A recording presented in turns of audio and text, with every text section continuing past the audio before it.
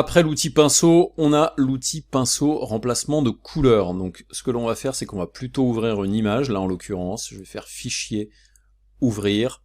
On va peut-être aller chercher, peut-être dans le traitement par l'eau, dans les fichiers originaux, peut-être ici, cette image-là. Et puis je vais venir me rapprocher ici de mon image, et là par exemple j'ai ici une couleur orange, on va voir effectivement si dans ce cas-là ça fonctionne. Donc le pinceau, remplacement de couleur, vous avez en gros ici tous les paramètres qui correspondent à ce que l'on a vu effectivement sur le pinceau. Donc je vais baisser la dimension de mon pinceau, et puis là regardez, quand je suis en train effectivement d'avoir ce pinceau là, avec ces options là, et quand je vais venir ici, regardez ce qui se passe, quand je viens sur le F, le Fox, ici je vois, j'ai une prévisualisation de ce que ça va donner. Attention, ça va dépendre de la couleur que vous avez ici. Donc si par exemple je choisis un bleu ici et que je viens là, regardez ce qui se passe, ça me permet de voir effectivement le remplacement de couleur qui peut être effectué. Ce que je vous conseille, c'est de partir avec un pinceau un tout petit peu plus petit qui va vous permettre vraiment de sélectionner la zone présente ici. Donc je fais un petit CTRL Z parce que effectivement je suis allé un peu loin. N'hésitez pas à augmenter peut-être un tout petit peu la tolérance, donc je vais mettre 15% par exemple. Peut-être, donc choisissez bien continu pour éviter que ça aille peindre en dehors, parce que si vous faites ça après, il va peut-être effectivement aller chercher des pixels dans des zones qu'il ne faut pas.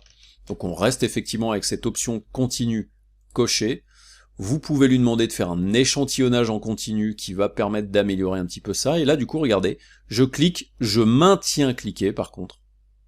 Voilà, je fais ma sélection, je viens ici, remplacer la couleur de mon Fox directement. Par contre, attention de ne pas déborder. Alors je vais enlever l'échantillonnage en continu, on va voir effectivement si là, il est un petit peu plus précis. Voilà, là on voit qu'effectivement, il a bien réussi à reprendre bien la couleur que j'avais cliqué au départ, et il ne déborde pas.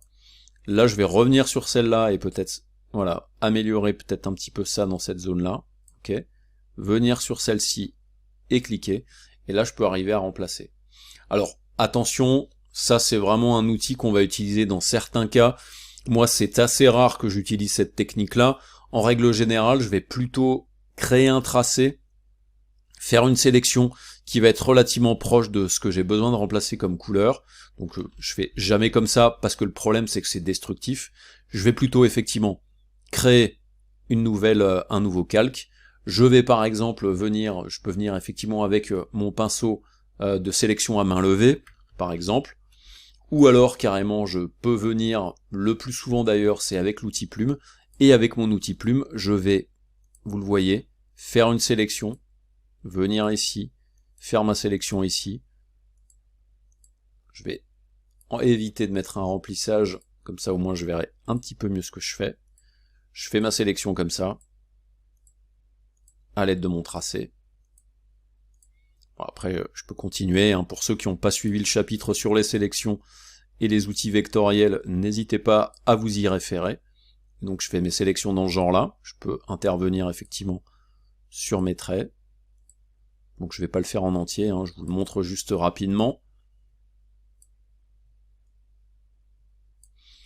Ensuite, je vais lui demander d'en faire une sélection. Donc vous voyez, s'il y a une option de sélection, je clique dessus, il me fait la sélection.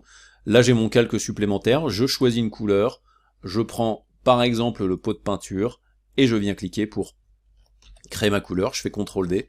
Là j'ai un remplissage avec une couleur différente, et après je peux tout à fait utiliser par exemple les modes de fusion de calque qui vont me permettre rapidement de changer la couleur de cette zone-là. Et là vous voyez par exemple en mode superposition, ça fonctionne relativement correctement.